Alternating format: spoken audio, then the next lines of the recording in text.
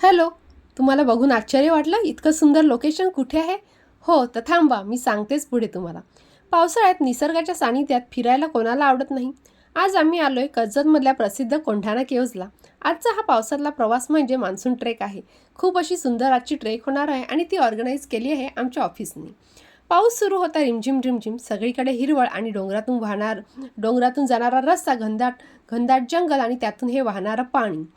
ट्रेकचा प्रत्येक टप्पा पुढे जाताना अजूनच सुंदर असं वाटत होतं. पावसात भिजत हा रस्ता पार करण्याची मजाच काही वेगळी होती आणि त्यातही सोने पे सुहागा म्हणजे आमच्याच एका कलिगने स्पीकर घेऊन आला होता आणि स्पीकरवरची ती गाणी ऐकत आणि ट्रेकवरती चढत होतो आणि वाटेत दिसणारे छोटे छोटे धबधबे, पाण्याचा आवाज, थंडगार वातावरण आणि आजूबाजूचं सुंदर असं निसर्गरम्य वातावरण अगदी हिरवळ डोळ्याचे पारणे फिटत होती. असं वाटत होतं की शहरापासून आपण एका वेगळ्याच जगात आलोय की काय असंच जणू वाटत होतं. आता ज्या गोष्टीची आम्ही आतुरतेने वाट पाहत होतो ते म्हणजे कोंढाणा केव्ज. जसजसं आम्ही रस्ता पार करत होतो तसतसं त्यांचा कोंढाणा केव्जला जाण्याची ओढ आमच्या मनात खूपच जास्त वाटत होती.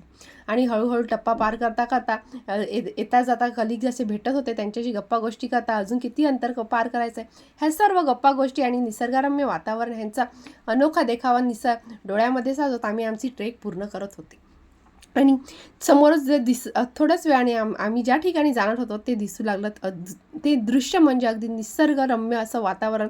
ऐतिहासिक ठिकाणी आम्ही आले होतो. या प्राचीन लेण्यांचा इतिहास आणि रचना पाहताना खरंच आश्चर्य वाटलं.